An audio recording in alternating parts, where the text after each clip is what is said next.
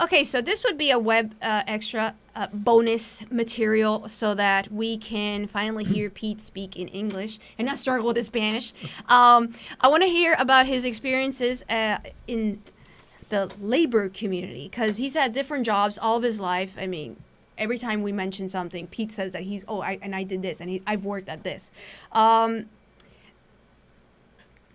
Could you please tell us what is the state of the workers in America, the history of it? Basically, I just want to stop talking now and just hand it over to you if you could talk to us about this.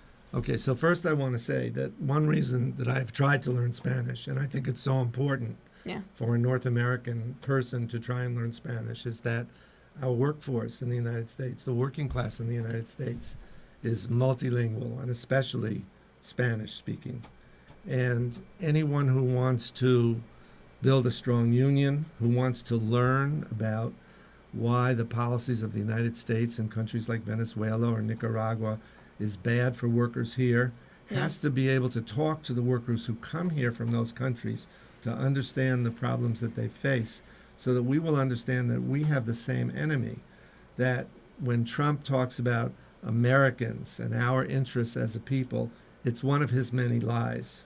Because the government of the United States is oppresses the working people here just as much as it does workers in other countries. But it's more disguised here. Our unions have won us through years and years of struggles, much better living conditions and benefits than many people around the world have won. But these are not gifts to us from the rich people any more than what Cuba has or what the Venezuelans were able to do were gifts from anybody. These are things where we take back the value of the labor that we produce and use them for the benefit of human needs and not for profit. And that social relation means that always there's been struggles in the United States. It's obscured to many people around the world and to ourselves sometimes by our standard of living. But like the photograph story. Like the sometimes photograph when you story. compare Even the when two, you think you understand it, you don't like understand I'm woke, it. right? Yeah. So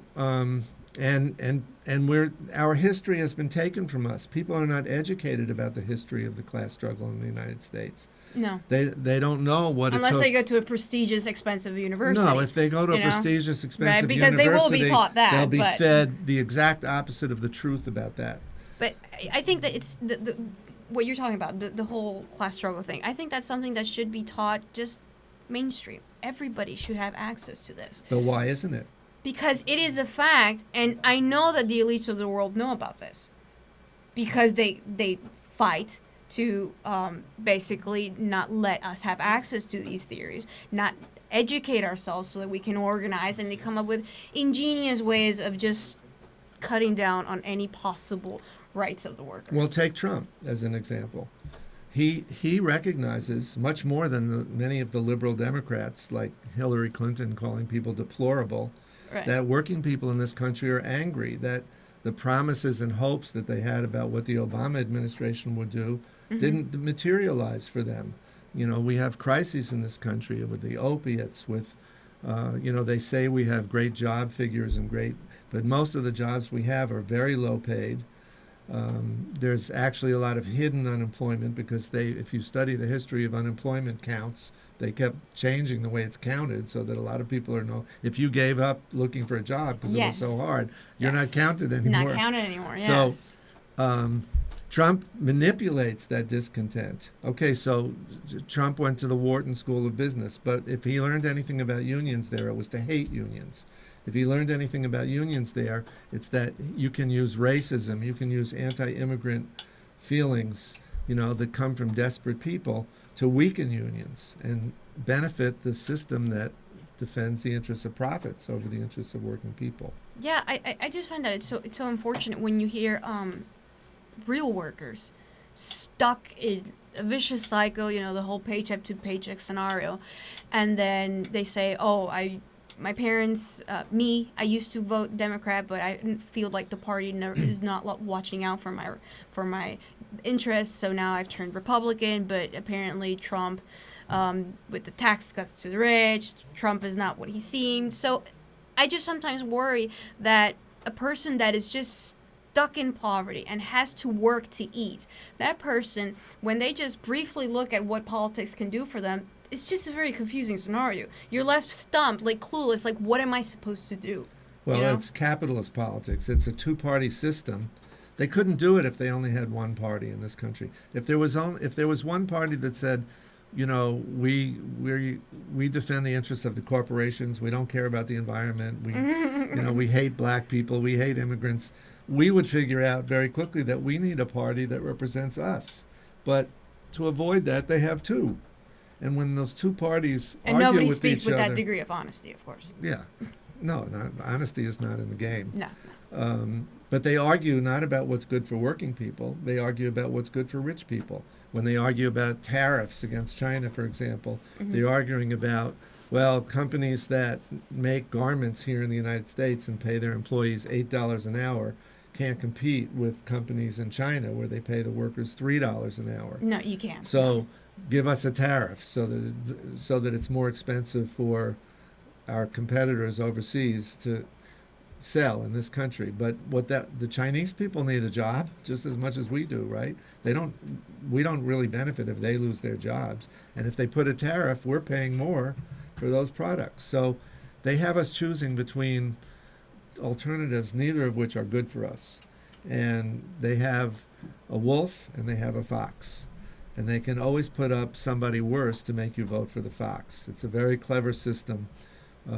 And until we have an independent working party of our own, working class party of our own, we can't get out of that trap.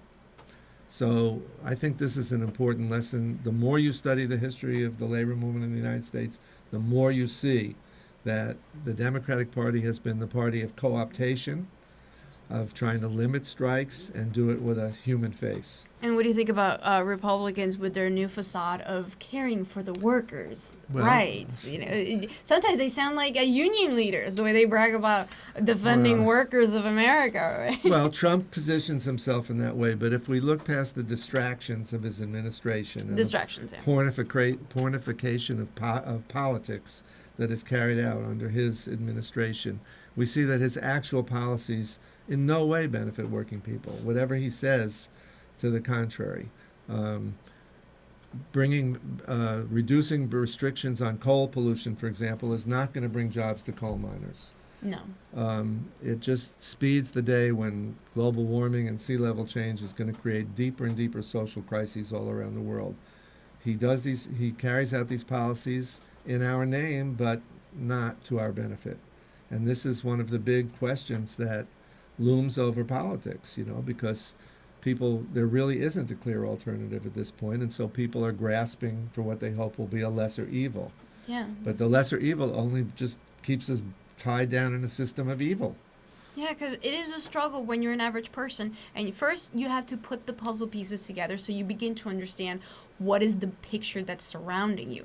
Then you have to come up with a solution. Because a lot of times, if you just listen to what politicians are saying, that they're just going to confuse you even more when you see them and their proposals. Because not everybody has the time. So I just think that it's so necessary for people to at least to begin to just instruct themselves.